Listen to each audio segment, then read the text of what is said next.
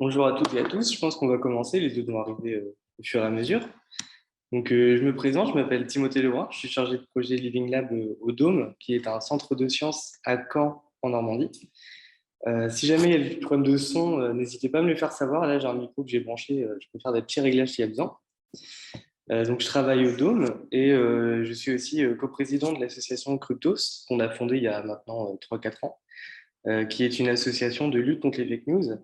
Et le but de ces webinaires, du coup, c'est de faire des retours d'expérience sur la pratique de création de jeux, donc de game design, appliqué à l'esprit critique parce que c'est notre sujet, mais on présente une méthode qui pourrait s'appliquer potentiellement sur n'importe quelle autre thématique scientifique ou culturelle.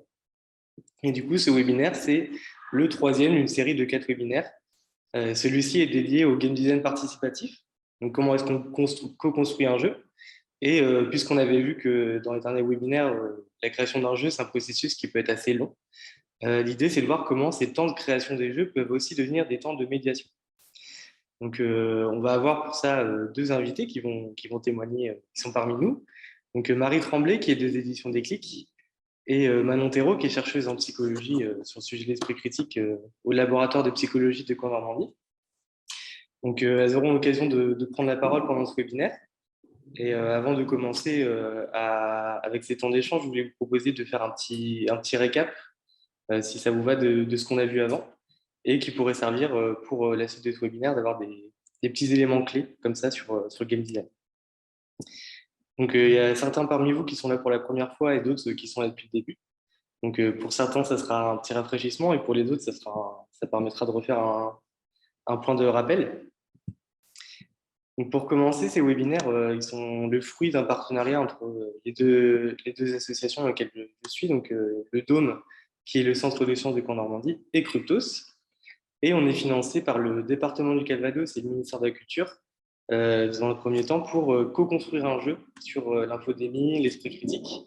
On a démarré la création du jeu là, au mois d'octobre à l'occasion du Turfu Festival. Et au fur et à mesure qu'on avance sur la création du jeu, on produit des ressources pour permettre à chacun de se ressaisir de notre méthode. Et ces webinaires font partie de ces retours d'expérience, aussi dans cette logique de partage et de production de connaissances.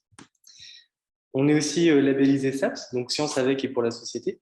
C'est un label qui est délivré par le ministère de l'Enseignement supérieur, de la Recherche et de l'Innovation aux universités françaises. Et là, c'est l'université de Caen-Normandie qui a été labellisée. Et la particularité de la labellisation de l'université de Caen-Normandie, c'est qu'elle est le fruit d'un partenariat déjà avec le Dôme. Et ensuite, on est aussi en partenariat avec l'AMSTI, qui est le réseau national des professionnels de la médiation, de la culture scientifique, technique, industrielle, qui partagent les webinaires et parmi lesquels, je pense, la plupart d'entre vous sont issus. Donc, on est ravis de travailler avec tous ces partenaires et on espère que ces webinaires vous sont utiles.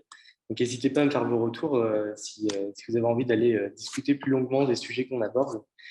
Je laisse aussi à disposition après le webinaire par mail, j'envoie un petit tableau Excel où vous pouvez mettre vos contacts pour partager entre vous les projets sur lesquels vous travaillez et faire potentiellement de la mise en commun d'outils si vous le souhaitez.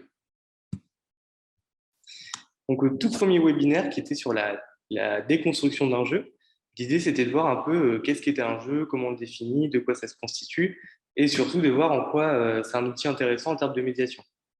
Donc, on avait proposé une définition qui n'est pas une définition dont le but est d'être vraiment très précise et de comprendre exactement ce qu'est un jeu par rapport à d'autres outils. Par contre, c'est une définition qui est intéressante pour construire des jeux parce qu'elle donne des éléments assez clés sur ce qu'on doit mettre dans un jeu pour qu'il soit utile en termes de médiation. Donc, j'avais proposé la définition suivante, qui est que le jeu est un outil, donc c'est juste un moyen pour faire vivre une expérience. Donc, c'est un outil dans le sens où on dissocie le jeu du jouet. Le jouet, c'est un objet avec lequel on va pouvoir jouer, mais le jeu, c'est vraiment un processus mental. C'est un ensemble de règles, de mécanismes, de choses qu'on a dans la tête, c'est qu'on partage avec deux joueurs et qui nous permet du coup de plonger dans un univers un peu alternatif où on va obéir à de nouvelles normes. Le but de cet outil, c'est de faire vivre des choses. Donc, ça veut dire que quand on construit un jeu, il y a une forme de presque d'aléatoire, en fait, d'alchimie, parce qu'on n'est pas sûr que le jeu va avoir le même effet sur tout le monde. Il faut vraiment que les gens jouent pour voir ce que ça produit. Ça a des incidences, on l'a vu dans le deuxième webinaire, sur comment on construit un jeu. Parce qu'on n'a pas la main sur la façon dont les gens vont recevoir le jeu, il faut le faire de façon itérative, donc faire un ensemble de tests pour éprouver chaque nouvel élément qu'on va mettre dans le jeu, pour être sûr que ça va produire l'effet escompté. La dernière chose qui est centrale, du coup, c'est la notion d'expérience. Le jeu est un outil pour faire vivre une expérience. Donc une expérience, on en vit tous les jours. Vous en vivez une maintenant. J'ai vécu une expérience pendant mon week-end en allant à la plage. Et ces expériences, parfois, sont marquantes et parfois, on les oublie assez rapidement. Donc notre but pour faire de la médiation autour de notre jeu, c'est que le jeu va produire une expérience qui soit marquante, et donc du coup qui va reposer essentiellement sur des émotions fortes et qui sont liées au sujet qu'on aborde. Donc, je vous ai montré un petit peu à travers cette définition comment nous on l'interprétait, comment on avait une méthode pour construire un jeu qui permette d'avoir des émotions fortes et marquantes. Là, c'est l'exemple de Ocytocine, comme on l'a créé au mois d'octobre. On démarre par déterminer notre sujet. Donc, nous, on savait qu'on voulait parler d'infodémie, d'esprit critique. Donc, quand on a été à la rencontre des participants, on a d'abord ciblé un peu ce qu'était l'infodémie, comment ça marchait. À partir de là, on va essayer de voir avec les participants, par rapport à leur propre expérience, quelles émotions étaient liées à ce sujet-là. Donc, on en ressort une petite série, à savoir l'oppression, la surcharge, parce qu'il y a beaucoup trop d'informations en même temps, le flou de ne pas savoir ce qui est vrai, faux entre les deux, et la confusion, du coup, qui naît de toute cette somme, cette masse d'informations qui nous arrive d'un coup dans notre quotidien. Et ces émotions, on va essayer de les lier à des expériences qu'on a vécues ailleurs. Donc, ça peut être des expériences qu'on a vécues en lien avec le sujet, comme scroller sur les réseaux sociaux, mais aussi des expériences qu'on va piocher dans notre vie de tous les jours et qui ne sont pas forcément en lien avec ce sujet-là, comme par exemple rompre lors d'une relation amoureuse, qui peut amener à ces émotions d'oppression, confusion, ou encore chercher sa chaussette, donc des choses qui peuvent être assez triviales. Ce qui est important, c'est que ces expériences-là, vu qu'elles vont amener les mêmes émotions que celles qu'on cherche à provoquer, elles sont intéressantes à analyser pour voir comment est-ce qu'elles les font naître.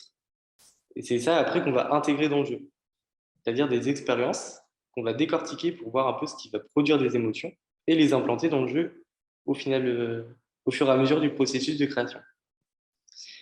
Pour être sûr, du coup, quand on avance sur la création du jeu, de bien rester dans l'objectif central. Donc là, par exemple, on veut un jeu qui va faire objet médiation sur le sujet de l'infodémie. Il nous faut quand même un élément du jeu qu'on ne va jamais changer, qui va nous permettre d'être sûr qu'on va arriver à ces résultats-là et tous les autres éléments du jeu vont être des variables qu'on va ajuster pour faire vivre la bonne émotion. Ça, c'est ce qu'on va appeler l'expérience essentielle. Nous, on l'a défini comme étant free dans la masse. On considère qu'à partir du moment où les joueurs et les joueuses vont avoir la sensation de frayer dans une masse, c'est-à-dire d'avancer avec difficulté dans une somme importante d'informations, on va toucher à notre sujet et c'est ça qui nous importe. Après, à partir de cette expérience essentielle, on va commencer à émettre des hypothèses, des idées sur ce qu'on pourrait implanter dans le jeu pour faire vivre cette expérience-là. Donc, on est sorti de l'atelier au mois d'octobre avec cette idée que on pouvait inventer un jeu où on inonderait complètement la table avec des cartes informations et le jeu consisterait à interagir avec.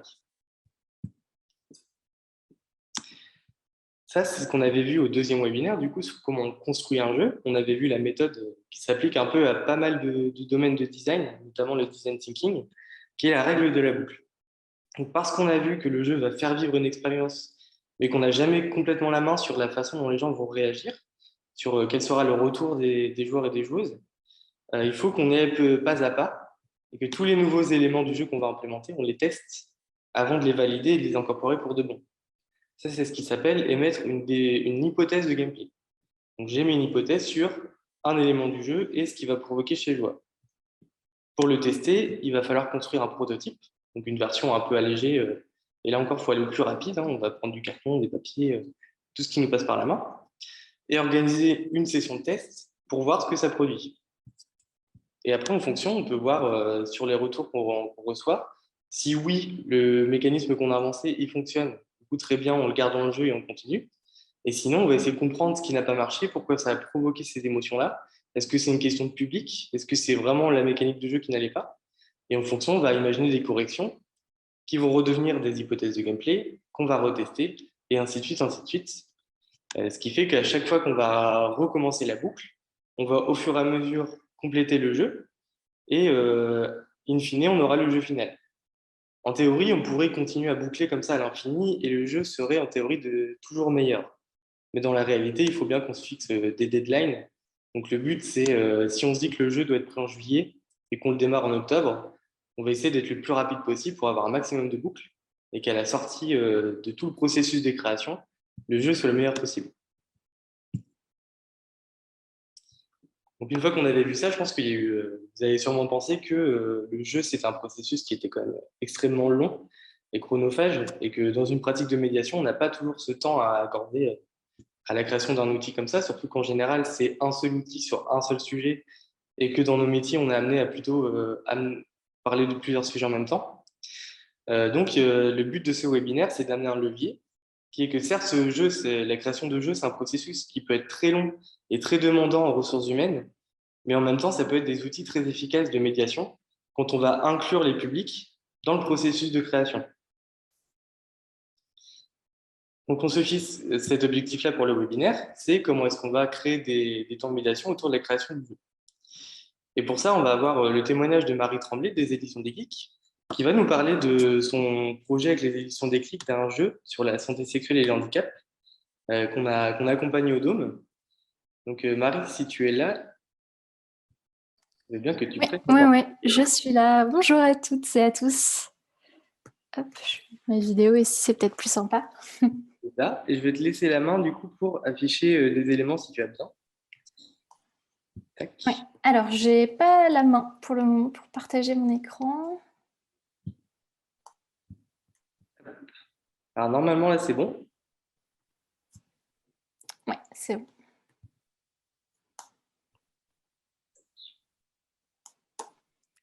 Ok. Est-ce que c'est bon pour tout le monde? C'est bon pour moi en tout cas. Ok. Ça a l'air d'être bon. Ok, super. Je vais pouvoir commencer. Alors, je fais juste mon petit réglage. Ok. Alors, eh bien, bonjour à toutes et à tous et merci beaucoup pour cette invitation. Je trouve que le sujet de ce webinaire est vraiment super intéressant et en plus correspond tout à fait à ce qu'on est en train de créer avec le Dôme. Alors aujourd'hui, moi, je vais vous parler donc, de la création de CAP. Donc, c'est un outil ludopédagogique d'éducation à la sexualité et au consentement. Alors, donc moi, c'est Marie Tremblay, je suis responsable d'édition et future doctorante aux éditions Déclic. Je vais vous présenter, je vais essayer d'être assez rapide sur la présentation un petit peu des éditions Déclic. Alors, si j'arrive à changer... Ok, c'est bon. Alors, donc nous, aux éditions Déclic, on crée et on édite des jeux de société sur les sujets de société. Donc ça va être des jeux qui vont amener à parler des discriminations, qui vont être utilisés pour prévenir des situations de violence, des violences sexuelles, des violences racistes, des violences validistes aussi. Des jeux pour essayer de sensibiliser à l'urgence climatique. Donc on a tout un tas de thématiques comme ça de prédilection qu'on essaye d'impacter comme on le peut grâce au jeu. Et du coup, en fait, pour nous, le jeu, c'est vraiment un outil qui est super intéressant et qui permet justement de créer un intermédiaire entre donc, différents publics qui ont parfois du mal à communiquer et justement qui vont le faire grâce au cadre que crée le jeu et grâce aux thématiques que peuvent aborder le jeu. Donc, aux éditions Déclic, on est un petit peu répartis en 3 pôles pour justement essayer d'impacter le mieux possible sur les sujets qu'on aborde. Donc, je vais être très mal polie et je vais parler du pôle scientifique en premier. Donc, c'est le pôle dont je suis la responsable. Donc, le pôle scientifique, il est là pour essayer de comprendre vraiment concrètement comment est-ce qu'on fait pour impacter des comportements. Comment est-ce qu'on va faire pour intervenir du mieux possible sur une thématique bien précise. Et du coup, ça va être aller lire beaucoup de choses dans la littérature scientifique et aussi donc, par la création et plutôt la création d'une thèse sur la ludopédagogie et comment est-ce que la ludopédagogie peut impacter les comportements sexuels et affectifs des jeunes pris en charge dans des établissements spécialisés. Pardon. Donc, il y a tout un système de recherche en interne et aussi donc, tout un comité avec d'autres professionnels, d'autres chercheurs. Ah, ma connexion Internet est instable. J'espère que ça est scientifique, pluridisciplinaire pour vraiment essayer de creuser dans toutes les disciplines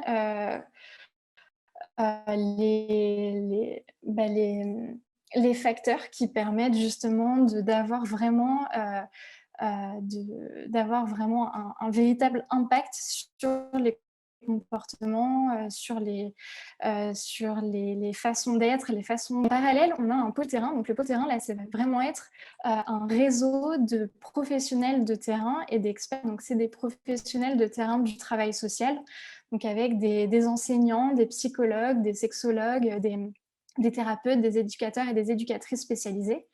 Le but de ce pôle terrain, c'est vraiment de prendre l'expérience et la réalité du terrain. Parce que c'est bien beau d'avoir un pôle scientifique qui dit OK, pour avoir un impact sur les comportements, il faut faire ça, ça, ça. Mais si on ne prend pas du tout en compte comment est-ce que les personnes travaillent au sein de ces établissements spécialisés, comment est-ce que les publics sont pris en charge, comment est-ce que le lien se fait aussi entre les différents publics accueillis, en fait, on va rien pouvoir faire. Et du coup, c'est vraiment donc la complémentarité de ces deux pôles qui permettent d'avoir un ancrage et d'avoir de créer des solutions qui sont vraiment adaptées et efficaces. Et donc, tous ces deux pôles, ils arrivent à communiquer grâce au pôle vulgarisation, donc qui met en lien un petit peu les trouvailles qu'ont le pôle terrain et le pôle scientifique. Et donc, le pôle vulgarisation, comme son nom l'indique, il va vulgariser les informations et il les vulgarise notamment par la création et l'édition d'outils ludopédagogiques. En fait, ce qu'on remarque, c'est que dans le travail social, le jeu, il est constamment utilisé. Donc, je pense que vous en êtes les principaux concernés. En fait, le jeu, il s'ancre vraiment dans les pratiques professionnelles des travailleurs sociaux. Il est tout le temps utilisé pour aborder une thématique, pour créer du lien, pour créer un cadre. Et donc nous, on utilise aussi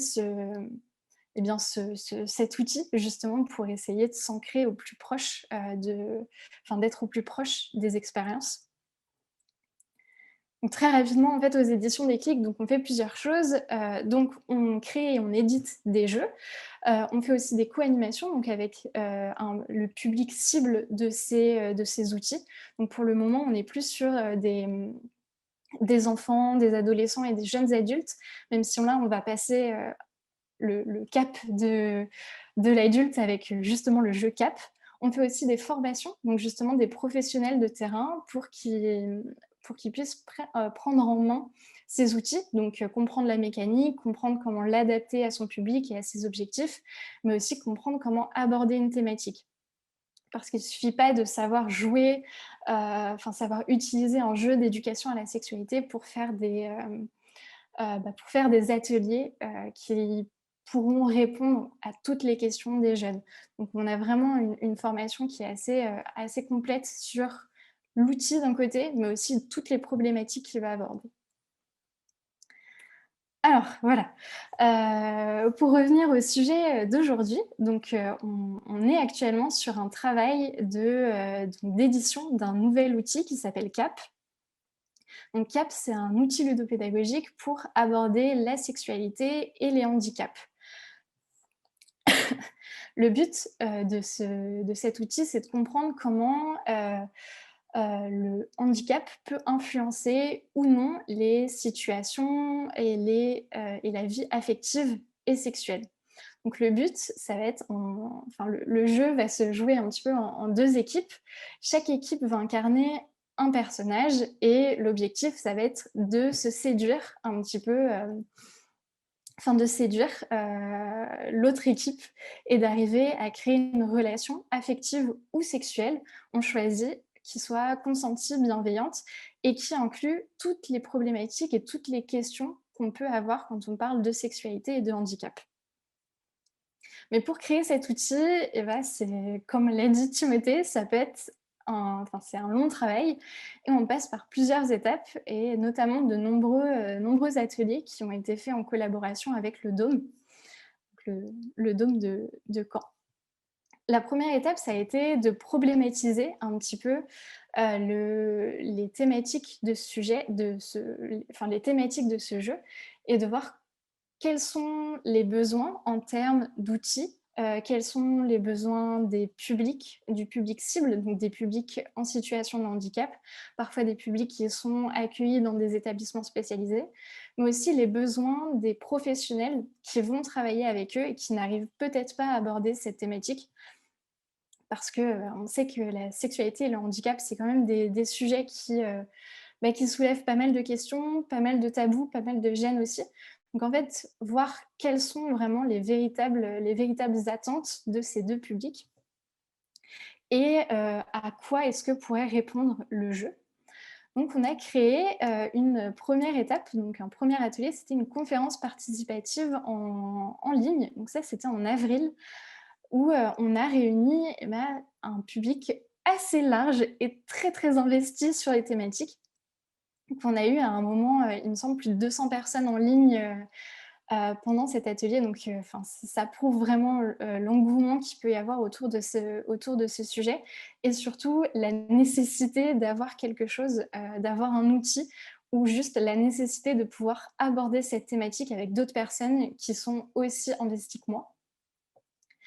Donc, on a eu une première étape où là, on avait vraiment des présentations d'experts de la thématique avec des chercheurs et chercheuses, des militants, des professionnels du planning familial, des professionnels de terrain qui accueillent du public.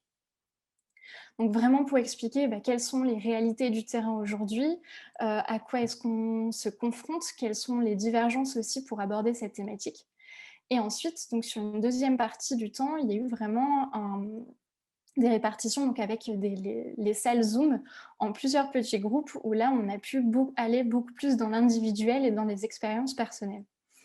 Donc cet atelier, il a donné lieu à une énorme mind map, donc avec tous les sujets qui pourront être abordés, toutes les problématiques, toutes les difficultés auxquelles on va pouvoir faire face, auxquelles on va devoir faire face, pour la création du jeu. Donc, une fois que cette problématisation a été faite et qu'on a un peu les grandes lignes de ce à quoi doit répondre une CAP, on va passer à essayer de créer une mécanique de jeu à partir de ça. Donc, quelques mois plus tard, on s'est encore une fois retrouvés au Dôme pour un atelier de création à partir d'expériences personnelles d'une mécanique de jeu. Là, le public accueilli, c'était donc des professionnels de terrain avec leur public, donc des personnes en situation de handicap, donc le public cible, mais aussi des professionnels de terrain qui vont être amenés à utiliser cet outil. Et là, donc la méthode, ça a été vraiment, donc comme le disait Timothée, donc avoir une expérience, de partir d'une expérience personnelle vécue ou témoin, et ensuite de comprendre comment est-ce qu'on pourrait créer une mécanique de jeu à partir de ça. On a gardé un petit peu ces mêmes cartes et on a pris un autre groupe pour faire un nouvel atelier en septembre. Cette fois-ci, c'était uniquement un groupe de joueurs. Donc là, peut-être pas concernés de près ou de loin par les thématiques de la sexualité et du handicap, mais juste des personnes qui jouent énormément et qui ont envie de voir comment est-ce qu'on fait pour créer un objet ludique qui va permettre justement d'accéder à cette expérience et d'augmenter vraiment l'apprentissage grâce à cet outil. Donc, parce qu'il y a vraiment tout un équilibre en fait à trouver entre il faut que ça soit quelque chose de ludique pour créer cette expérience, mais il faut aussi que ça partage toutes les informations nécessaires et que ça réponde aux besoins de sensibilisation et de prévention autour des thématiques que CAP aborderait. Ensuite, on a repris un petit peu ce système de cartes Et on s'est dit qu'on allait donner l'opportunité aux établissements cet été de créer des petits ateliers de création de jeux dans les établissements spécialisés. Donc, on leur a écrit un guide avec des cartes vierges. Et là, c'était vraiment en totale autonomie. C'était à eux d'écrire leur personnage, c'était à eux d'écrire leur situation de rencontre, peut-être leur petite punchline de séduction aussi, pour justement créer quelque chose qui s'intègre et qui s'ancre dans l'expérience et le vécu des personnes, mais qui aussi permet d'avoir un véritable... qui participe à cette idée de co-création et de conception vraiment avec des groupes ultra variés. Et ça, c'est quelque chose qui nous tient beaucoup à cœur. Et enfin, donc grâce à tous ces contenus qu'on a pu recueillir, eh bien, on a créé un très très beau prototype à base de carton, d'énormément de feuilles coupées en format 4, en format carte. Et on a testé tout ça donc, au Turfu Festival en octobre 2021, donc sur toute une journée avec 3 ateliers de 2 heures en situation avec un public assez mixte entre des professionnels de terrain, des personnes en situation de handicap, des personnes concernées, curieuses, intéressées. Donc vraiment, il y a eu des mélanges un petit peu de différents publics. Et là, c'est de voir si justement l'équilibre entre la mécanique et le contenu fonctionne. Eh bien, spoiler, pour le premier prototype, ça ne fonctionne pas et ça fonctionne rarement.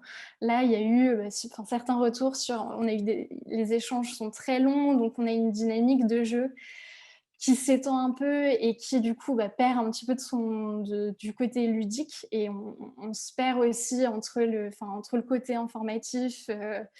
Donc voilà, donc ça, c'est vraiment quelque chose qu'il va falloir retravailler ensuite. Et on a eu aussi des retours donc, sur comment est-ce qu'on fait pour aborder, comment est-ce qu'on avait abordé la thématique avec, elle n'était pas assez bien abordée et elle ne permettait pas assez d'aller assez loin. Elle ne permettait pas d'aller aussi loin qu'on l'aurait voulu, justement dans la prévention, dans le partage d'informations, dans le partage d'expériences.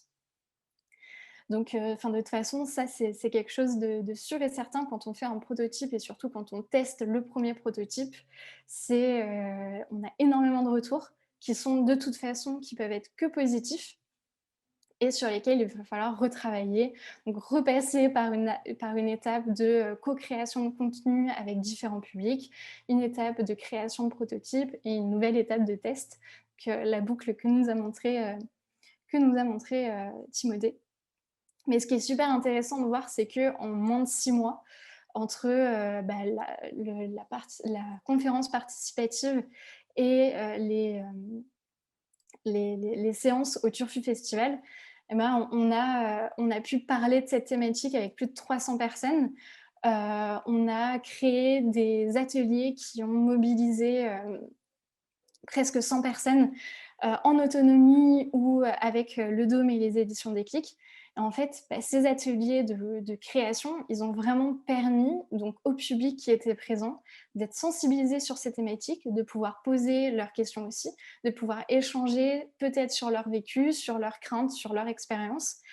Et on se rend compte que ces passages, quand on implique le public, ils sont ultra riche, certes pour la conception du jeu, mais aussi pour eux, pour leur propre expérience, et que en fait toutes ces étapes de création et de co-conception, ils servent très très bien d'ateliers, de cadres pour faire de l'éducation à la sexualité, pour aborder des thématiques qui sont difficilement abordées, surtout en établissement spécialisé, où on a du mal parfois à mettre en place des ateliers d'éducation à la sexualité. Et en fait, le fait de dire, OK, on ne va pas faire un atelier d'éducation à la sexualité, on va faire un atelier de création de jeux, ça change tout, et ça permet, donc même sans avoir un produit fini, d'avoir quelque chose, de permettre des échanges et des retours d'expérience qui sont ultra riches et importantes. Voilà un peu pour moi. Donc je vous laisse mes petites coordonnées. J'espère ne pas avoir été trop longue, et je pense qu'on peut... je ne sais pas s'il y a des questions. Merci beaucoup pour ta présentation. Du coup, n'hésitez pas à poser vos questions, à en profiter pour échanger avec Marie et voir, parler aussi de vos propres expériences. Si jamais vous avez des expériences similaires sur des outils que vous avez testés, des outils que vous êtes en train de créer, surtout n'hésitez pas. Et en attendant, moi j'ai une première question à te poser déjà sur la conférence qu'on avait organisée au Dôme avec les 200 personnes. Est-ce que tu as eu des retours sur les participants ou les intervenants et intervenantes sur ce qu'ils ont pensé de cette conférence? Est-ce que ils ont constaté une différence entre leur intervention dans ce cadre-là ou dans des cadres peut-être plus conventionnels? Ouais, on a eu pas mal de retours. C'est vrai que quand on parle de ce projet-là, il y a eu énormément de personnes qui nous ont dit ah, j'ai entendu parler de votre conférence, ou alors ah, j'étais présent pendant cette conférence. Et en fait, qui rentrent dans la boucle. Donc, on a pu envoyer justement le guide de création d'ateliers pour cet été à des personnes qui ont découvert le projet pendant cette conférence ou qui en ont entendu parler par bouche à oreille. Donc ouais ça, on voit qu'il a eu un impact quand même, qu'elle a eu un impact assez fort pour, sur ce sujet et sur l'implication des personnes. Super. Et j'ai une autre question du coup un peu dans la même veine sur l'intégration du coup tu as parlé d'une équipe du coup plutôt scientifique qui va amener des éléments de recherche dans les jeux. Du coup, comment ça s'est passé cette communication entre les éléments scientifiques et l'état de l'art sur la recherche sur le handicap et la sexualité et la création du jeu? Alors là, pour CAP, c'était donc avant la conférence participative et aussi pendant la conférence participative, parce qu'on a eu une ou deux chercheurs ou chercheuses et chercheuses pendant la conférence participative, donc qui permettent d'expliquer déjà comment est-ce que les thématiques sont abordées actuellement. Et ensuite, on va pouvoir, grâce à ce qu'on découvre, grâce à la manière dont on fait pour impacter le plus possible sur les questions de la sexualité, qu'est-ce qui a été fait, qu'est-ce qui fonctionne. Et c'est à partir de ça qu'on va se dire, OK, donc on sait que pour avoir un impact positif sur les questions de sexualité, il faut que mon intervention l'aborde sous le prisme du plaisir, par exemple. Pas que je fasse quelque chose où on dit, OK, si le sexe, c'est dangereux, si vous le faites, vous allez attraper le sida et mourir. En fait, ça, clairement, ça a un impact... c'est pas nul, c'est un impact négatif et on revient un peu en arrière. Donc, en fait, avec toutes ces trouvailles de la manière dont on va intervenir et dont on doit intégrer soit la thématique dans le jeu, et on peut créer un petit peu quelque chose qui rapproche les expériences du terrain, mais aussi les trouvailles scientifiques de l'autre, et donc tout ça dans un même jeu. J'espère que c'était clair. Je me suis un peu... Oui, très clair. Merci beaucoup pour ton intervention. Surtout, n'hésitez pas si vous avez des questions ou si vous avez envie d'échanger, c'est maintenant. Et après, on va passer à la suite.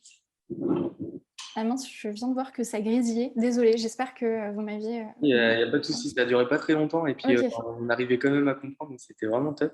ok. Bah, super. Bah, en tout cas, je te remercie beaucoup pour ton intervention.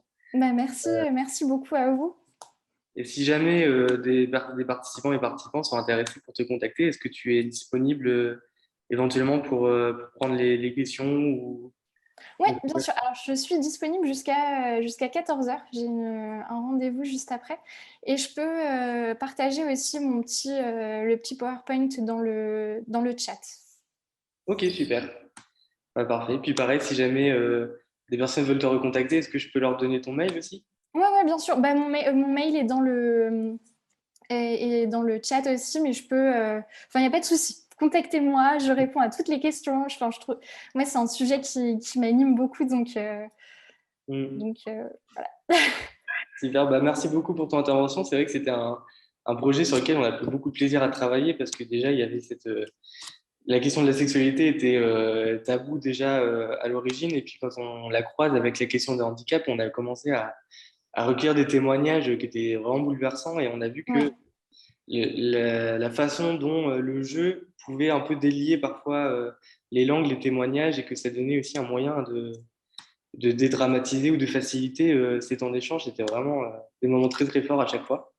Ouais, ouais. Donc merci beaucoup, et puis on a hâte de voir le jeu quand il sortira. Bah oui, je vous tiendrai au courant. Super, je te remercie, Merci beaucoup. et je vais récupérer hop, les statuts d'hôtes. Tac.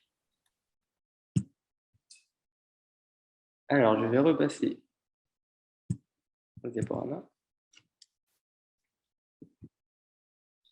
Donc encore merci à Marie, parce que je trouve que ça illustre aussi bien le propos de ce webinaire, qui est de montrer comment la création du jeu peut être un temps de médiation en tant que tel, dans le cas où on va considérer la médiation comme la création de temps, de créer des temps, des situations, et mettre des conditions en place pour permettre des échanges de témoignages, d'expériences, mais aussi d'échanger sur des sujets qu'on ne maîtrise pas forcément, ou alors qu'on n'a pas le temps de s'investir dans ces sujets-là, sur la question de la sexualité, des handicaps, mais aussi l'esprit critique. Le jeu est un outil du coup qui peut créer ces temps de rencontres et d'échanges. Donc nous, au Dôme, là, on a une spécificité sur notre façon de faire de la médiation scientifique aussi, c'est d'utiliser la méthodologie qu'on appelle le Living Lab. Donc c'est une méthode qui va consister à regrouper des acteurs et des actrices qui viennent de plein de milieux différents, et notamment des milieux de la recherche, donc des chercheurs et des chercheuses, des doctorants, des postdoctorantes et doctorants, des gens qui viennent plutôt du milieu de la production, de l'entreprise, de l'industrie, des entrepreneurs et entrepreneuses, et des collectivités, des pouvoirs publics, des gens qui décident, qui sont sur les pouvoirs locaux, et qui va surtout mettre l'usager et les usagères au centre de ce travail de médiation et d'échange, dans le but de concevoir des produits et des services. Donc il y a plusieurs choses. Déjà, on va essayer de prendre à part les parties prenantes sur un sujet pour créer ces temps de rencontre et d'échange, mais que ça aboutisse à des produits et des services. En fait, ça permet de se concentrer sur la production d'un objet, sur la production de quelque chose de tangible, sur lequel les gens peuvent se projeter. Déjà parce que ça va aider à concentrer les discussions et les échanges sur du concret et des choses qui se passent réellement dans le domaine du réel. Et on l'a vu avec le jeu, du coup, c'est un facteur, c'est une excuse parfois pour faire de la médiation autrement sur certains sujets. Donc, contrairement à l'innovation classique, d'habitude, la recherche va aller au-devant des citoyens, des citoyennes pour récolter de la donnée, et ils vont extraire de la donnée des usages. Les entreprises vont plutôt récolter des expériences pour avoir des retours et améliorer leurs services et leurs produits. Et les collectivités, pareil, vont être dans une démarche plutôt alors on peut dire de consultation plutôt que de concertation. Et le Living Lab et plein d'autres méthodes participatives en fait, vont renverser un peu ce schéma-là pour partir de l'expérience de l'usager et adapter les différents services qu'on va pouvoir mettre en place derrière. Donc, quand on part du principe que l'usager est au centre de toute la démarche, ça veut dire qu'on va lui donner du pouvoir, on va lui donner de l'attention, une capacité à agir et à faire, mais on ne peut pas attendre de tout le monde de co-diriger complètement un programme de A à Z. Il y a plusieurs échelles dans la participation des usagers. Donc, la première échelle, c'est la découverte, où on va envisager l'usager comme un participant, quelqu'un qui vient pour prendre part, faire partie. Donc, là, la personne qui va organiser le projet, donc vous, structure de médiation, vous allez par exemple créer des expositions, vous allez créer des ateliers plutôt d'initiation sur des temps assez courts. Et c'est vous qui allez vraiment faire le travail d'apporter de l'information et de le délivrer, mais dans une posture où les participants et participantes sont amenés à réagir, à échanger avec vous et à se rencontrer les uns et les autres. La deuxième étape, la deuxième échelle, on va dire, c'est un degré de test. Donc, comme on a pu le voir aussi avec la création du jeu CAP, sur le test du jeu, du prototype de jeu, on vient pour découvrir un produit ou un service et on va nous demander notre avis sur comment est-ce que moi je le reçois en tant qu'usager par rapport à mes propres expériences et mes propres attentes. Comment est-ce qu'on peut l'améliorer?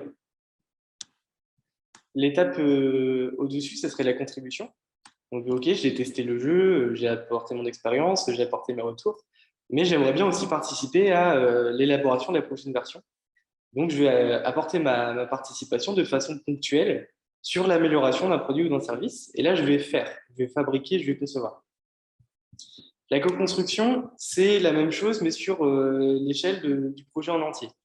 Donc, ça veut dire que une structure de médiation scientifique va porter, je ne sais pas, par exemple, un projet de co-construction d'une intelligence artificielle. Et moi, je vais participer à l'ensemble du parcours, du début à la fin, pour apporter mon expérience au fur et à mesure, imaginer des solutions, des améliorations. Et je vais apprendre à fabriquer, à construire au fur et à mesure que je vais m'investir dans le projet. La dernière étape, c'est que parfois, quand on va faire des démarches de co-construction, de parcours d'innovation comme ça, on va voir naître des communautés, des personnes qui sont vraiment très attachées au projet et qui ont monté en compétences au fur et à mesure de leur investissement. Donc, sur l'exemple du game design, de la création de jeux, en fait, des personnes qui, à force de venir à tous les tests et de participer à l'amélioration des prototypes, vont développer une expertise sur le game design et vont pouvoir par la suite complètement diriger d'autres projets de création de jeux de façon participative. Et ça va fonctionner avec de la formation de pair à pair. Donc, il y a plusieurs échelles de la participation, mais le but, c'est surtout pas de dire qu'il y en a une meilleure que l'autre, qu'il y en a une supérieure à l'autre.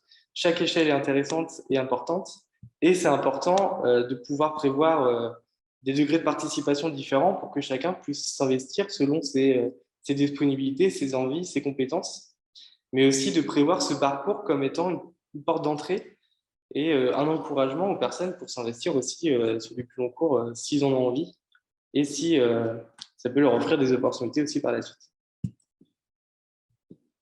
Donc, dans un parcours d'innovation, on va avoir plusieurs étapes qui sont un peu similaires à celles qu'on a vues aussi sur la question du jeu. Ça s'applique à tous les produits et services, qui va de l'imagination. Donc, comment est-ce que j'imagine dans ma tête un besoin, comment je pourrais y répondre sans me soucier des limites, de la faisabilité, du concret et des questions de prix. Juste, je vais activer mon imagination.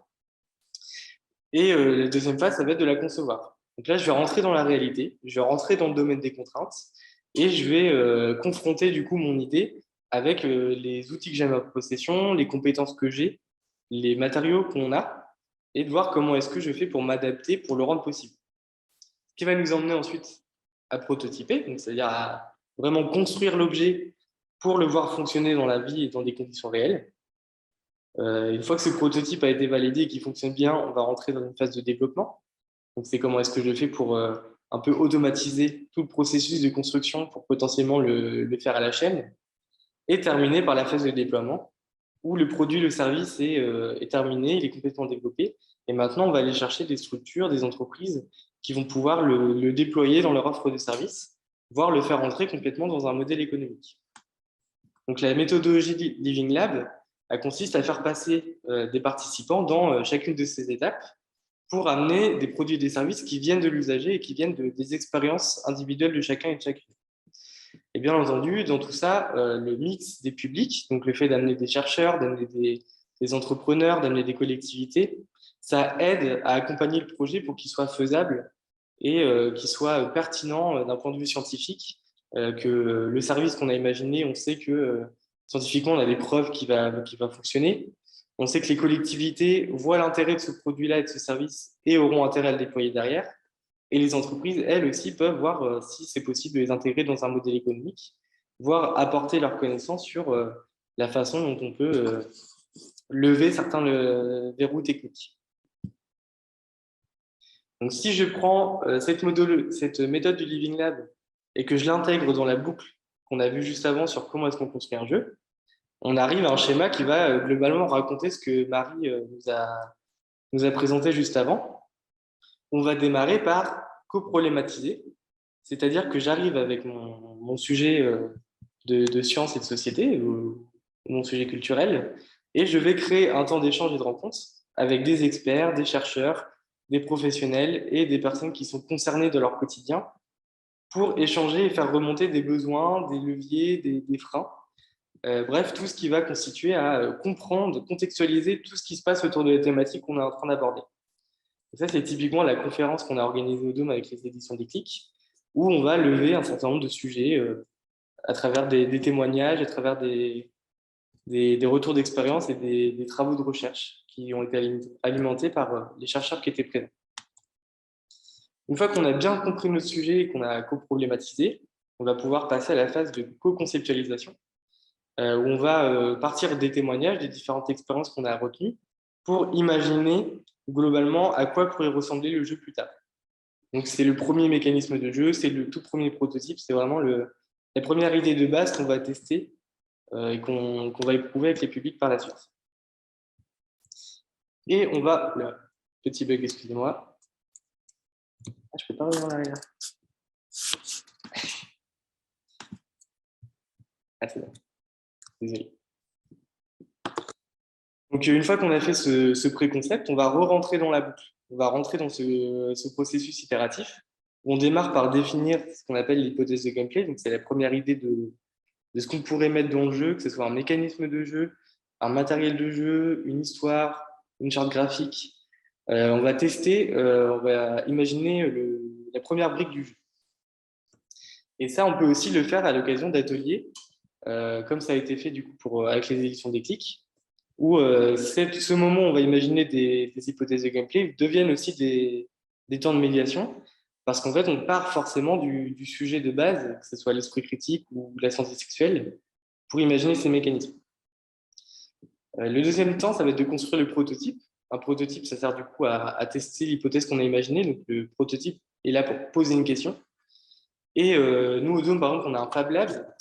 Et la co-construction de ces prototypes-là peuvent être aussi de la médiation plutôt technique sur comment je fais pour utiliser cette machine. Je vais découvrir les logiciels de conception en 2D, je vais découvrir toutes les problématiques qu'il y a sur la fabrication d'un objet, apprendre à faire des mesures, etc.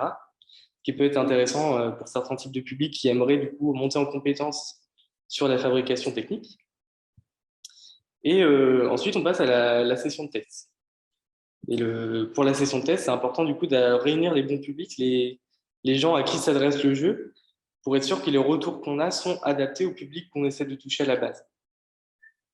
Et on va recommencer cette boucle jusqu'à temps que le jeu soit prêt.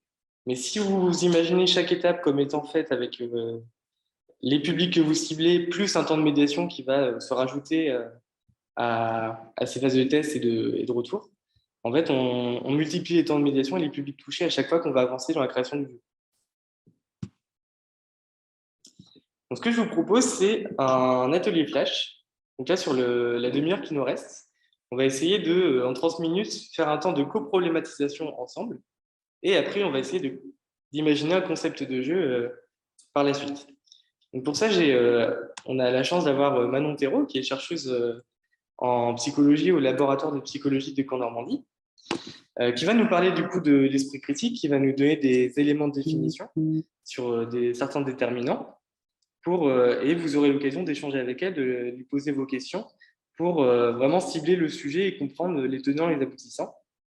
Et après cette intervention et ce temps de questions et de réponses, je vais vous inviter sur un Padlet, donc qui est une solution toute simple pour noter des idées en ligne. Et on va commencer ce petit temps de co-création de jeu. Alors, est-ce que Manon... Oui, je suis là. Bonjour. Bonjour, je vais te laisser la main du coup pour partager ton diaporama. Oui, ok. Tac. Ok. Merci beaucoup d'être venu. Ben de rien, merci pour l'invitation surtout. Hop, alors, j'essaie juste de l'ouvrir. Hop. Alors, tac. Je pense que normalement, ça doit être bon. Hop. Ok. Ah, mince. Pardon. Petit bug. Hop. Là, ça m'a l'air bon. Ouais, je pense que c'est bon. Ok, donc là, vous avez bien le diapo, du coup? Oui. Oui, ok. Donc bonjour et puis merci de l'invitation. Pour le coup, moi je travaille sur l'esprit critique au sein du laboratoire de psychologie en Normandie. Donc ça prend tout son sens dans la création d'un jeu sur l'esprit critique pour le coup.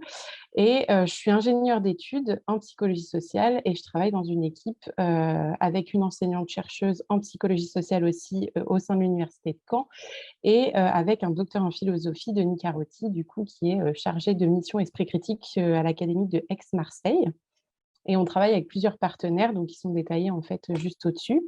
Et donc, nous, on cherche à mesurer en fait l'impact de dispositifs et d'outils qui permettent de développer l'esprit critique ou d'être plutôt dans une pensée plus réflexive, donc qui correspond à l'esprit critique.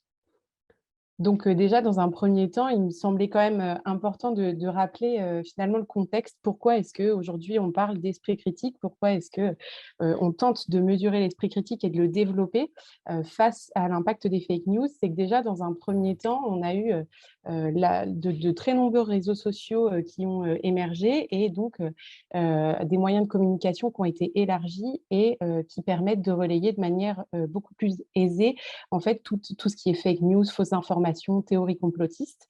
Et donc, on a affaire à ce qu'on appelle une dérégulation du marché de l'information. Et en fait, cette dérégulation, quand elle est associée à des prévalences donc, importantes en fait, de pensée conspirationniste ou pour le coup d'adhésion aux fake news, donc ce qui est le cas dans la société française à l'heure actuelle, eh bien, ça a des impacts. Ça va avoir des impacts qui vont être délétères en fait, sur les comportements. Par exemple, les comportements de santé. On peut le voir avec énormément de gens qui se soignent aujourd'hui avec l'homéopathie. Or, l'homéopathie n'est pas scientifiquement éprouvée et parfois est utilisée en substitution de traitements médicamenteux. Donc ça peut être délétère en fait sur certaines maladies, certains comportements de santé. Ça peut être délétère sur des comportements pro-environnementaux, par exemple le tri des déchets, ou aussi dans des comportements sociaux avec l'expression d'attitudes racistes, des votes extrémistes, etc. Donc vraiment, ça a un impact assez global en fait au niveau sociétal. Et pour le coup, en réponse à tout ça, il y a des moyens qui ont été mis en évidence par la littérature scientifique qui sont d'éduquer à l'esprit critique et de sensibiliser à la méthode scientifique et au processus psycho et aux biais. Donc, c'est les erreurs de traitement qui sont associées en fait à l'adhésion aux fausses croyances. Donc ça, c'est un petit peu tout le contexte autour des fake news. Et ensuite, on va pouvoir finalement se demander qu'est-ce qui se passe dans la tête de quelqu'un lorsque il est face à une information et qu'il doit la traiter? Et beh, finalement, en fait, en psychologie cognitive et voilà, on utilise beaucoup le modèle de Kahneman. Donc c'est un modèle, en fait, qui a prédit le fait qu'on a un double système de pensée. Donc, en fait, quand on est face à une information, on va avoir 2 systèmes qui peuvent s'activer. Le système 1 qui va être plutôt heuristique et le système 2 qui on appelle plutôt analytique. Et en fait, ce système 1, il va être rapide, peu coûteux, il nous permet de prendre des décisions dans le quotidien et voilà, de pouvoir agir au quotidien sur la base de raccourcis. Par exemple, de se dire, je suis face à un aliment que je connais, un aliment que je ne connais pas, je vais sélectionner l'aliment que j'ai déjà goûté parce que je sais qu'il me plaît. Donc ça, c'est un raccourci de pensée qui fonctionne dans certains cas, mais pour le coup, qui peut nous amener à certains biais, donc des erreurs de traitement. Et surtout, quand on est face à une information, parfois, on va prendre en compte un indice, par exemple, de familiarité, de se dire: «Je connais la source qui émet l'information, donc je lui accorde ma confiance» et finalement, en fait, on ne va pas plus loin. Donc, on n'entre pas dans ce système 2 plutôt analytique et on est dans une erreur de traitement qui va nous conduire à prendre pour vrai une information qui est fausse. Et donc, ce système 2, en fait, il n'est pas intuitif, il est beaucoup plus lent et plus coûteux. Donc, c'est pour ça qu'il est plus compliqué à mettre en place et qu'il s'agit de le développer, en fait, de faire en sorte que les gens le développent. Et il permet tout simplement d'avoir une petite vigilance quand on est face à une information et de se dire OK, je connais la source, mais je vais aller plus loin et je vais traiter de manière plus globale le contenu avant de le valider. Et donc finalement, donc ça nous arrive à se poser la question de ce que c'est l'esprit critique. Alors, il faut savoir que en fait, l'esprit critique, c'est assez à la mode, c'est assez novateur, voilà. C'est quelque chose qui parle à tout le monde sans vraiment parler à personne, puisqu'il y avait une absence de consensus en fait sur la notion d'esprit critique et qu'en fonction du contexte professionnel, personnel, etc., les gens n'avaient pas les mêmes représentations. Donc, il y a eu un projet ANR donc, qui a permis d'avoir une définition qui est plus consensuelle, plus opérationnelle en fait, de ce qu'est l'esprit critique. Et donc, pour le coup, de ce projet, il en réside une définition qui est que l'esprit critique, ça serait en fait l'ensemble des capacités que l'individu aurait pour ajuster sa confiance en une information en fonction de la qualité épistémique de l'information, du coup en fonction de l'évaluation qu'il fait de l'information et des différents critères. Et donc, pour ça, il y a différents critères donc, qui ont été mis en évidence. Par exemple, le fait d'évaluer le contenu de l'information. Donc, est-ce que l'information est plausible ou pas? La source de l'information, est-ce que la source est bienveillante? Est-ce qu'elle est experte dans son domaine? Et puis aussi, tout ce qui a trait à la métacognition, donc ça va être plutôt la manière qu'on a de réfléchir sur ses représentations de pensée et celles d'autrui, et le fait d'avoir ce recul et de dire je ne peux pas juger, je n'ai pas les connaissances nécessaires, donc je vais aller chercher plus loin en fait que ce que j'ai en ma possession pour traiter l'information. Donc ça fait partie de l'esprit critique. Et alors, l'esprit critique, surtout, c'est pas douter de tout, c'est bien uniquement en fait éveiller une petite alarme lorsqu'on est face à une information. Le but, c'est vraiment pas de douter de tout parce que sinon, on tombe à l'inverse en fait dans les théories du complot. Donc là, c'est vraiment ce qu'on veut pas pour le coup. Et c'est vraiment de prendre ce recul quand on est face à l'information et en procéder à une évaluation en fait de tous ces différents critères.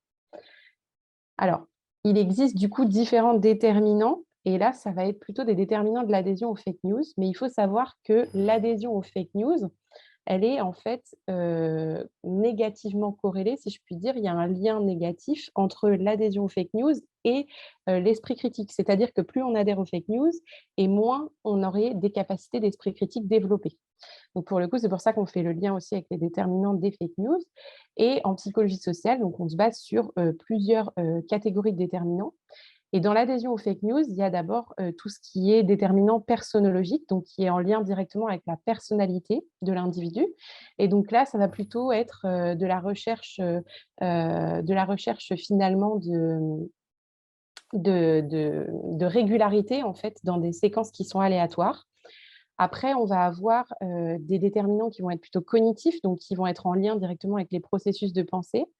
Et donc là, il va y avoir en fait finalement l'adhésion aux fake news qui est corrélée donc positivement, c'est-à-dire que plus on a une pensée magique, plus on adhère à la pensée magique, plus on adhère à la pensée intuitive et plus on va adhérer aux fake news. Et à l'inverse, pour le coup, plus on a des capacités d'esprit critique développées, ou alors plus finalement on a une pensée analytique développée et moins on va adhérer aux fake news. Donc ça, pour le coup, c'est directement en lien avec l'esprit critique. Et enfin, on va avoir aussi des déterminants qui vont être d'ordre motivationnel.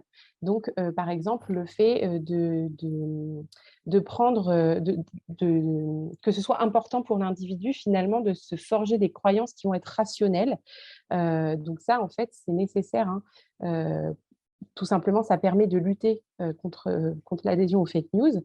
Et puis, on va avoir aussi des déterminants motivationnels qui vont être, eux, directement en lien avec l'adhésion aux fake news, de telle sorte que l'individu a besoin, en fait, de tout simplement réduire l'incertitude, réduire la perte de contrôle, réduire l'anxiété vis-à-vis de la mort et réduire aussi, et d'être motivé à réduire une potentielle menace d'exclusion sociale. Donc ça, pour le coup, c'est des choses qui vont en fait faire en sorte que l'individu adhère aux fake news. Et alors, il y a des leviers, puisqu'en psychologie sociale, on travaille avec des déterminants et forcément des leviers. Donc, c'est l'éducation à l'esprit critique, comme je vous le disais, et aussi le fait de sensibiliser aux méthodes scientifiques, aux processus psycho et aux biais, du coup, qui y sont associés. Type, par exemple, les biais de confirmation, le fait que l'information aille dans le sens de ce que je pense, donc je vais avoir tendance à la valider. Et puis, finalement, on va avoir des indicateurs de l'esprit critique. Alors, ils sont assez peu nombreux puisque l'esprit critique, en fait, c'est en pleine étude, c'est très novateur et c'est très à la mode, comme je le disais. Donc, pour le coup, il va y avoir les attitudes, en fait, face au sujet évoqué. Est-ce que l'individu va être plutôt favorable ou défavorable, que ce soit aux pseudosciences, aux fake news, enfin, tout ce qui est évoqué, tout le sujet évoqué. Il va y avoir le niveau d'adhésion, en fait, aux fake news qu'a l'individu. Il va y avoir aussi les capacités analytiques, donc le fait d'être plutôt dans une réflexivité, de prendre du recul par rapport à l'information. Et puis l'humilité épistémique, là, ça pour le coup, c'est vraiment le fait de se dire je n'ai pas les connaissances nécessaires, je reconnais mes limites et donc je vais aller traiter l'information de manière plus approfondie en croisant les sources, par exemple, et en croisant les contenus. Et pour le coup, ça, en fait, il y a vraiment une nécessité en fait, de mesurer l'efficacité de l'outil qui est développé avant et après, avec tous ces indicateurs, pour voir, en fait, comparer en amont et après l'intervention, donc après le jeu, finalement, pour vérifier que s'il y a ou pas modification du taux d'adhésion, des attitudes, des capacités analytiques, de l'humilité. Et en fait, c'est ce qui permet de dire si oui ou non l'outil en fait, est vraiment efficace sur l'esprit critique, enfin, s'il permet vraiment de développer l'esprit critique pour le coup. Donc voilà, je vous remercie. Et puis, si jamais vous avez des questions, voilà, je peux y répondre. Merci beaucoup pour ton intervention, c'était super intéressant et ça a soulevé pas mal de questions aussi que je me posais en même temps en parallèle sur la création du jeu. Et justement, j'ai une première question et en attendant, si vous avez des questions, surtout n'hésitez pas à prendre la parole et à intervenir aussi dans le chat. C'est sur l'aspect personnologique Oui. dont tu parlais. Ouais. Je suis bien sûr d'avoir compris. Est-ce que tu dis ça dans le sens où il y a certains traits de personnalité qui vont favoriser du coup l'adhésion à des fausses informations? Oui, c'est ça en fait. C'est tout simplement que alors après quand je dis, personnologique, je peux revenir dessus, toc, toc, toc, je ne sais pas, non, je ne vais pas pouvoir revenir dessus. En fait, c'est vraiment c'est vraiment, donc toc, oui, ils sont là, hop. Donc vraiment ce qui est personnologique, là, c'est dans le sens où, les personnes, par exemple, on les met face à, une situation avec des exercices, qui ont été éprouvés en psycho où, vraiment c'est des séquences aléatoires. Par exemple, une présentation de lettres, voilà, 10 présentations de lettres différentes, avec des séquences aléatoires et en fait, la personne, elle va toujours chercher à ce qu'il y ait une régularité dans l'aléatoire et finalement, ça, c'est un trait de personnalité qui peut, heu, amener à adhérer, aux fausses informations.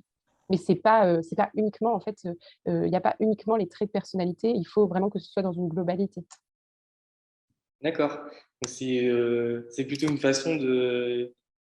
Enfin, il n'y a pas de trait de personnalité dans le sens où il n'y a pas de caractère particulier ou de type de personne qui serait plus favorable à avoir cette.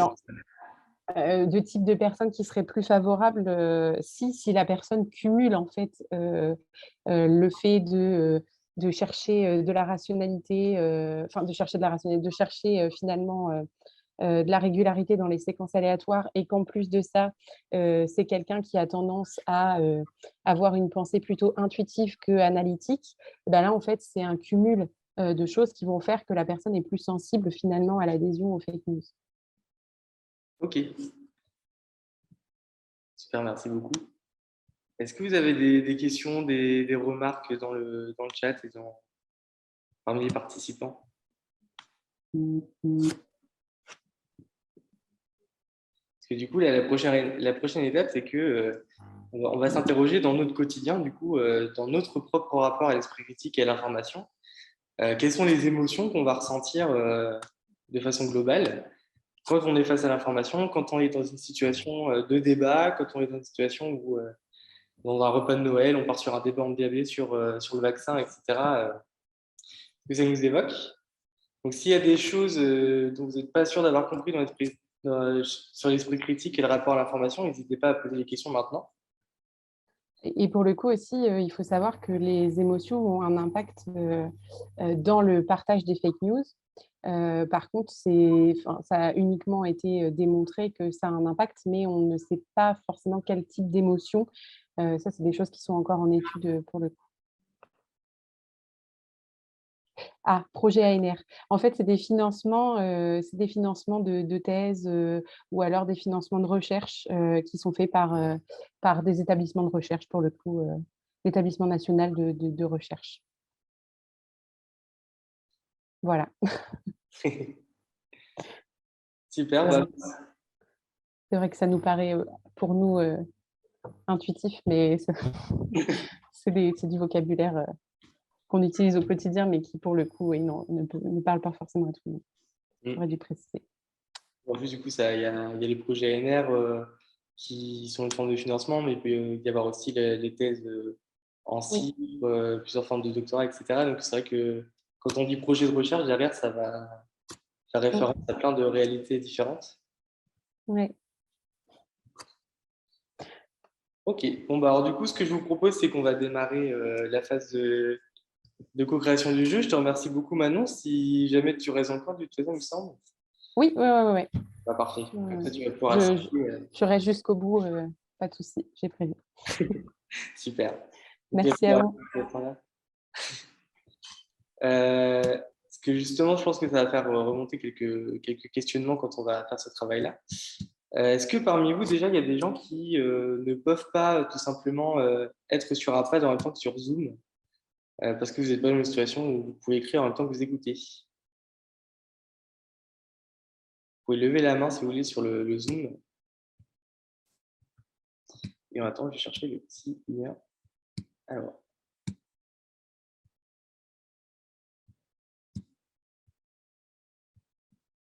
je vais vous montrer un peu à quoi ça ressemble.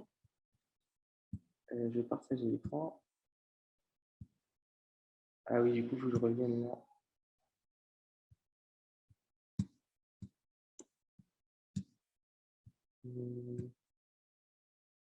Ah ouais, c'est là. Excusez-moi, je replonge dans les options Zoom là.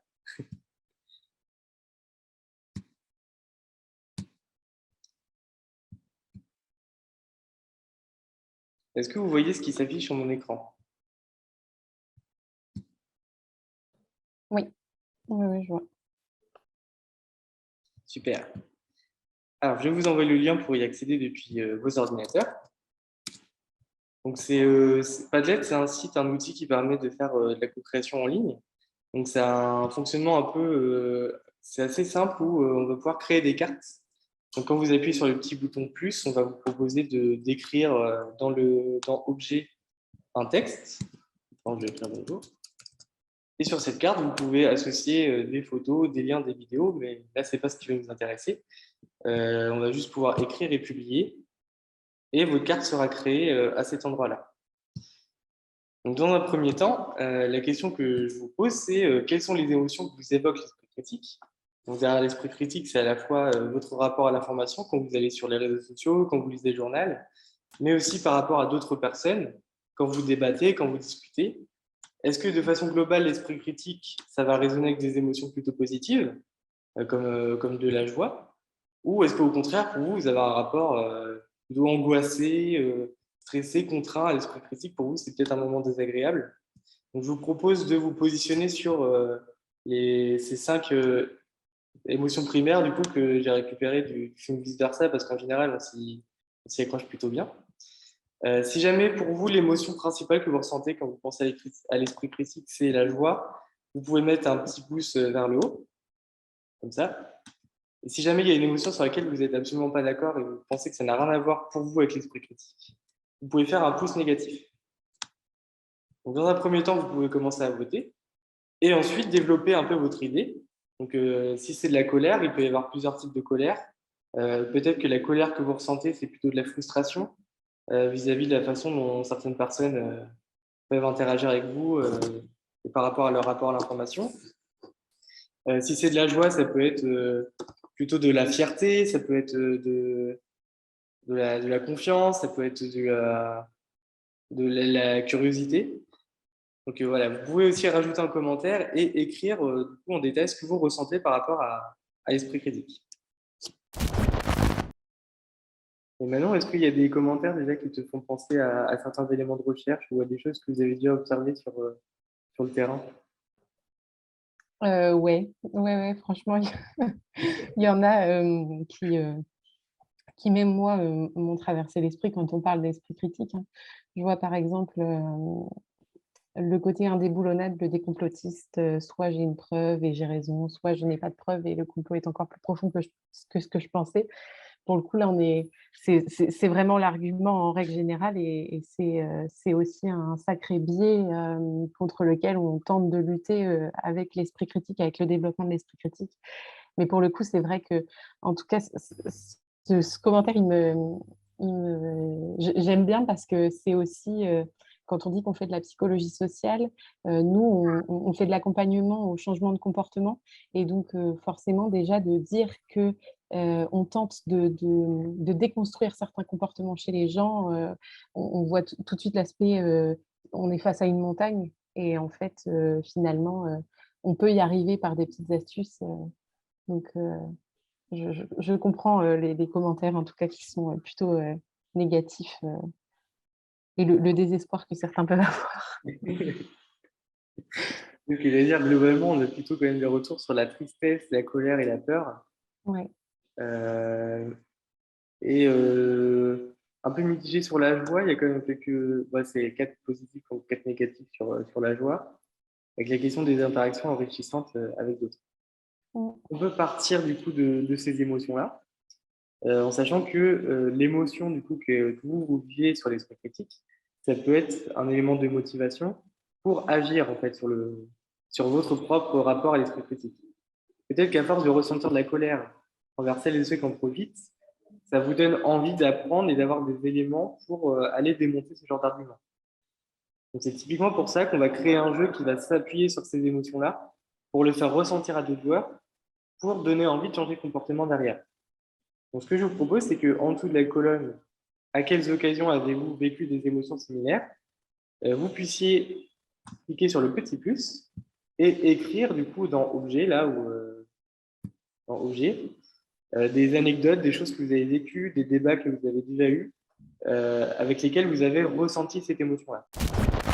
Et c'est vrai que ça me fait penser qu'on souvent on parle des réseaux sociaux comme étant des lieux où on va trouver des fausses informations. On va avoir quelques chiffres qui vont dire que sur WhatsApp, il y a beaucoup plus de formations, de fausses infos qu'ailleurs. Est-ce que du coup, il y a des choses qui sont dans le monde de la recherche qui vont expliquer s'il y a un lien entre le- la variable familiale? Par exemple, si mes parents sont plus aptes à croire des fausses informations, moi, en tant qu'enfant, je vais plus avoir tendance à les croire. Alors, pour le coup, je ne vais pas valider, dire, je vais faire preuve d'humilité aussi et dire que non, pour le coup, il y a certainement, j'imagine, un impact en fait, dans tous les cas, il y a un impact du contexte dans lequel on grandit. Donc forcément que si on est toujours en train d'écouter par exemple, des fake news ou que notre famille, notre entourage proche y adhère, si on n'a pas accès à d'autres points de vue, peut-être que ça peut permettre de finalement d'adhérer aussi.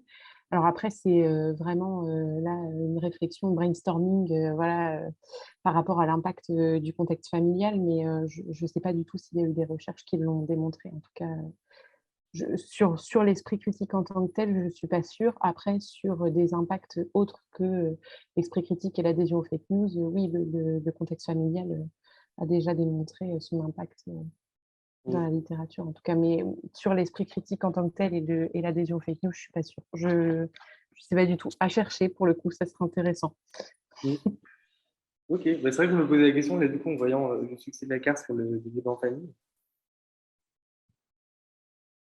Oui, pour le coup, il y a vraiment beaucoup de choses aussi en lien avec le cercle familial parce que je pense qu'il y a aussi le fait que quand c'est quelqu'un proche de nous, on s'attend à ce que la personne pense comme nous. Enfin, on a envie que notre entourage pense la même chose et je pense qu'il y a d'autant plus d'émotions quand c'est des gens proches de nous Mm. qui ne sont pas en accord avec ce qu'on pense.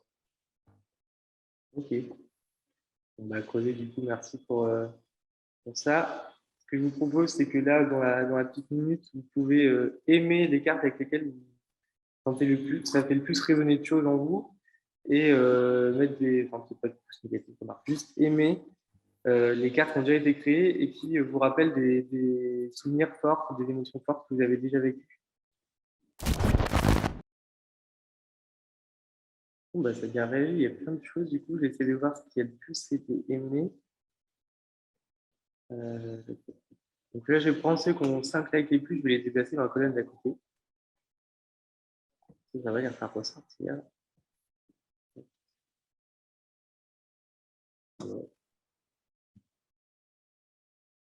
Donc, on va dire qu'il y a deux témoignages qui ressortent un peu plus que les autres. La première, c'est des émotions plutôt de colère en rapport avec le lien entre esprit critique, fausse information, racisme et discrimination, si je résume un peu la chose. Et la colère qu'il y a, c'est aussi peut-être plus un contexte de débat qui est le dîner en famille et les débats en famille de façon générale. Donc, ce que je vous propose, c'est que là, je vais créer une autre section avec des propositions d'éléments de jeu que vous pourrez imaginer, ou vous pourrez recréer, je ne sais pas, un débat familial dans un jeu, à quoi ça pourrait ressembler, un jeu avec des cartes, un jeu avec des dés, un jeu avec un plateau. Bref, de commencer à faire, à noter les petites idées qui vous sont venues sur comment on pourrait intégrer ces expériences-là dans un jeu.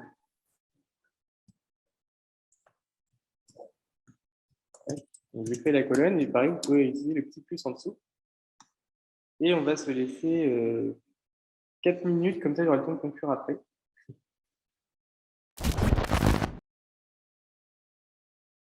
Et du coup, Manon, dans les choses que tu vois dans les propositions d'éléments de jeu, est-ce que ça te fait aussi penser des choses que tu as déjà observées sur le terrain?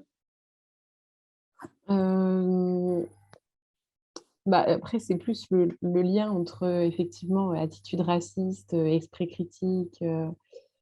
Pour le coup, je m'attendais plus à avoir des choses en lien avec la pseudoscience. Mais voilà, c'est vrai qu'en fait, les attitudes racistes, c'est en fait quelque chose on pourrait lutter contre ça avec l'esprit critique finalement. Et c'est vrai que la méconnaissance de l'autre et de se dire finalement, ben, j'ai pas les connaissances pour juger la personne, ça fait partie de l'esprit critique et pour le coup, ça pourrait lutter contre certaines attitudes racistes. Donc je trouve ça hyper intéressant en tout cas d'avoir ce prisme de vue-là. C'est vrai qu'il y a eu, ouais, il y a eu un bon détournement du coup de comment est-ce que je peux motiver quelqu'un peut-être à s'intéresser au sujet, à avoir des billes argumentatives aussi. Ouais, ouais, ouais. Et après, il y avait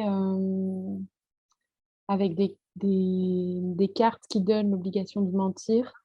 J'aime bien l'idée, mais je ne sais pas si le fait de forcer à mentir et de construire du coup un schéma de pensée et de devoir le déconstruire après, je ne sais pas si ça pourrait fonctionner avec tout le monde et si ce ne serait pas délétère pour certaines personnes. Ça dépend du public en fait qui joue au jeu pour le coup, je pense. Ça, c'est comme quand on apprend les langues, on dit qu'on ne répète pas les erreurs, on répète plutôt la bonne réponse et c'est ça qu'on va. Mmh. Oui, effectivement, une remarque là-dessus sur ça pourrait très bien ne pas marcher avec tous les publics. C'est vrai que c'est quelque chose c'est une question à se poser dès le début sur un tel jeu.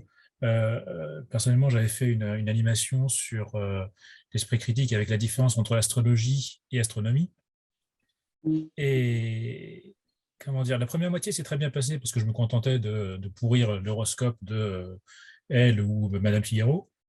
Donc tout le monde était bien d'accord pour dire que c'était que des conneries. Sauf que j'avais une des participantes qui exhibait depuis le début un splendide pendentif taureau avec les gemmes qui vont bien, machin et tout et tout. Donc qui était tout à fait d'accord que l'horoscope c'était de la merde. Mais quand la deuxième partie, j'ai commencé à taper dans les astrologies dites sérieuses, ah là c'est marrant, je l'ai perdu. Ouais. Donc quand j'ai démontré que c'était exactement les mêmes biais, etc. Enfin bref, on a tout démonté point par point. C'est marrant, bah non, ça passait plus. Ouais, parce que je pense que si après le problème de je pense de ces schémas de pensée, c'est qu'ils sont profondément ancrés et que c'est aussi une remise en question peut-être de l'identité de la personne. Donc là, c'est vrai que quand on touche directement au sujet, enfin à l'individu en question, ça peut être problématique. C'est pour ça que pour moi, c'est hyper important en fait de déterminer le public qu'on cible avant pour ne pas perdre de personnes en cours de route ou même pour ne pas avoir affaire à des gens, qui auraient, finalement, un discours assez haineux, en retour, quoi. Parce que ça pourrait faire que conforter parfois, l'adhésion à des théories du complot de certains. Pour le coup, c'est vrai. vrai que c'est un gros risque à chaque fois sur les jeux sérieux, c'est que le jeu, c'est un outil de persuasion à la base. C'est un, on va plutôt encourager la mémorisation sur le long terme, les changements de comportement, en faisant vivre des émotions qui sont fortes et en créant des ponts entre l'expérience de jeu et l'expérience réelle. Et si jamais le jeu arrive à bien persuader, à faire passer son message, et qu'il y a un biais qui est fait dans la façon dont la personne le perçoit, on peut provoquer des effets complètement contraires à ce qu'on voudrait. Voire, on pourrait carrément créer des jeux pour encourager le conspirationnisme aussi, si on voulait. Ouais, En fait, c'est extrêmement important d'avoir ces allers-retours et ces échanges avec le monde de la recherche, mais aussi avec le monde des professionnels, des experts et des gens qui sont sur le terrain et qui voient ce que donne la médiation aussi sur ces sujets particuliers, sur des publics en particulier aussi. Ouais. Après, je pense que du coup, pour ça, c'est là où c'est très important, je pense, quand on parle d'esprit critique, de ne pas se mettre en position de je sais et je vais t'apprendre, mais de dire on n'est pas d'accord, pourquoi on n'est pas d'accord, d'essayer de débattre. Alors après, ben, si c'est des gens qui sont profondément convaincus par les théories du complot, c'est tout un schéma de pensée à déconstruire et là, c'est plus compliqué. Mais justement, c'est pour ça que peut-être de le faire avec des gens, par exemple les jeunes qui n'ont pas encore pleinement construit leur schéma à eux et qui sont encore dans le cercle familial et qui vont découvrir plein de choses et qui vont apprendre à être plus réflexifs, finalement de leur offrir la possibilité d'être dans une analyse peut-être plus poussée, de leur offrir les outils, et ben, voilà, je pense que ça peut permettre aussi d'avoir ce recul. Je dis pas que c'est trop tard pour les autres, pas du tout. C'est possible aussi, hein. En tout cas, merci beaucoup pour votre participation là, sur le Padlet. Il y a plein de choses. Donc, par rapport à tout ce qu'on a vu avant dans le webinaire, en gros, là, on vient de faire en façon très accélérée et très rapide la phase de coproblématisation grâce à l'intervention de Manon. Je te remercie encore sur l'esprit critique, la définition des éléments, qu'est-ce qu'ils déterminent, et une phase de co-conceptualisation où, à partir des émotions et de vos vécus, de vos expériences, on a pu imaginer quelques mécanismes de jeu, ce qui fait qu'on pourrait très bien, là, dans les prochaines semaines, créer un prototype extrêmement rapidement pour pouvoir tester ces hypothèses de gameplay que vous avez émises et voir comment le public le reçoit. Peut-être que parmi certaines cartes, il y en a qui vont fonctionner directement, peut-être qu'il y en a d'autres qui demanderaient à être retravaillées avec plusieurs boucles avant que le mécanisme fonctionne avec les publics qu'on cible. Mais en tout cas, là, on a fait un peu les premières étapes clés de la co-création d'un jeu. Donc, je vous remercie pour ce petit exercice. Je vais reprendre la main sur le diapo. J'y arrive. Hop.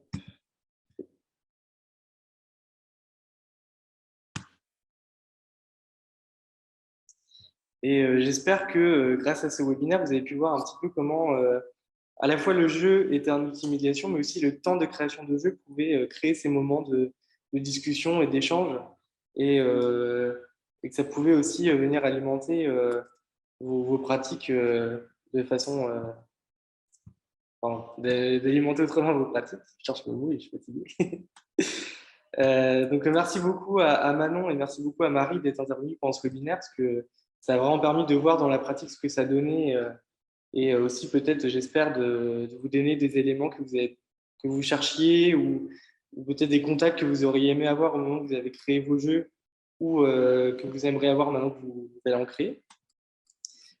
Pour le prochain webinaire, du coup, ce sera le dernier et ça va être un webinaire qui va être dédié à la question de l'équilibrage et de la représentativité. Donc, on avait vu très rapidement au premier webinaire qu'un aspect fondamental dans la création d'un jeu sérieux, c'est d'avoir un bon équilibre entre la difficulté du jeu et les compétences des joueurs. Et que quand cet équilibre était atteint, ça va renforcer du coup, les émotions fortes et ça va renforcer l'apprentissage à long terme, ce qu'on va essayer de provoquer quand on crée un jeu. Donc, pour réussir à créer cet équilibre, du coup, on va avoir quelques billes, quelques petits éléments pratiques qui permettent d'équilibrer nos jeux. Et on va surtout aussi parler de la question de l'inclusion et de la représentativité, parce que c'est exactement à ce moment de la création du jeu qu'on peut exclure des publics en situation de handicap ou exclure des personnes avec des identités et des cultures différentes que celles qu'on a l'habitude de côtoyer. Donc, je vous donne rendez-vous du coup au mois de juillet, je vous renverrai la date pour ça. Et d'ici 2-3 semaines, comme d'habitude, je vous enverrai des éléments de synthèse avec la rediffusion sur YouTube et une infographie. Donc, merci beaucoup pour votre participation à ce webinaire et je vous souhaite une très bonne journée et à bientôt. Eh ben, merci à toi en tout cas et merci à tout le monde. Et puis bonne journée. Merci Manon. Au revoir. Au revoir.